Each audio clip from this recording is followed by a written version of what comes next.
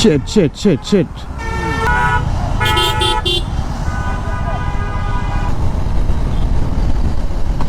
তো আমরা বনানী ফ্লাইওভার থেকে নামছিলাম, এমন সময় সামনে দেখলাম একটা সাদা কালারের প্রাইভেট কার যে অনেক রাফলি ড্রাইভ করতেছে। তারপর গাড়িটাকে অনেক ট্রাই করতেছি যে ওভারটেক দিয়ে একটু দূরে সরে যাব, বাট কোনোভাবে পারতেছি না। সে অনেক বাজে ড্রাইভিং করতেছে। আর গাড়িতে হচ্ছে ইয়াং জেনারেশনের কিছু ছেলেপেলে ছিল যারা নিজেদের প্রাইভেট কার নিয়ে বের হয়েছে। এমনভাবে বাজে ড্রাইভ করতেছে যে সে কোনো স্পিড ব্রেকারও মানতেছে না। ইভেন আশেপাশে যত গাড়ি আছে সবগুলাকে চাপ দিতেছে। তারপর সে জিএসএক্সআরকেও 2-3 বার চাপ দিছে অ্যান্ড একটু সামনে গিয়ে সে আরেকটা বাইককে অলমোস্ট লাগাই দিছিল, বাট কোনোভাবে বের হয়ে গেছে। বাট তারপর আর সে কন্ট্রোল রাখতে পারে নাই, দুটো সিএনজির ফাঁক দিয়ে বেরোতে গিয়ে একটা সিএনজিকে ধাক্কা দিয়ে উল্টায় দিছে।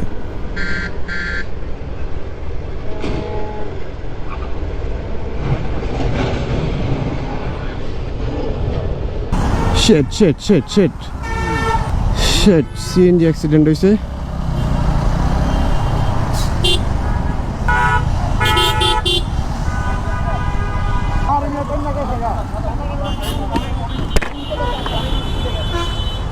একটা প্রাইভেট কার না, একটা প্রাইভেট কার,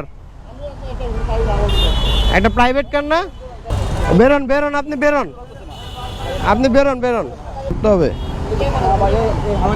ওইদিকে পাড়া দেন, পাড়া দিয়ে বেরোন। এর একটু উঠে বাইর করেন।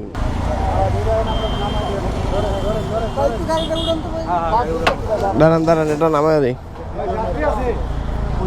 এটা ধরেন।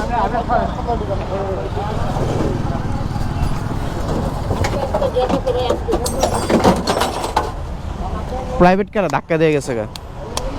একটা ছোঁয়া লাগতো, মানে সাইডের একটা খালি একটা ছোঁয়া লাগতো, প্রাইভেট কার তো পার।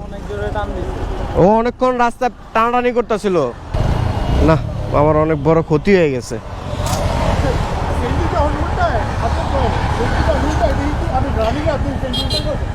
আমি আপনার সিএনজির সাথে দিয়ে গেছেন। আল্লাহ,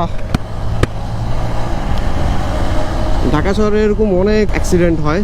আসলে অ্যাক্সিডেন্টের পিছনে দায়ী যে শুধু একমাত্র বাইকাররা তা না। দেখছেন প্রাইভেট কারটা কিভাবে ধাক্কা দিয়া চলে গেল। প্রাইভেট কারটা আপনারা দেখতেছিলেন ভিডিওতে, তখন অনেকক্ষণ আমার সাথে টানাটানি করতেছে, জিএসএক্সআরের সাথে টানাটানি করতেছে, আর শেষমেশ সেই সিএনজিওয়ালাটাকে ধাক্কা দিয়া সে বের হয়ে গেছে।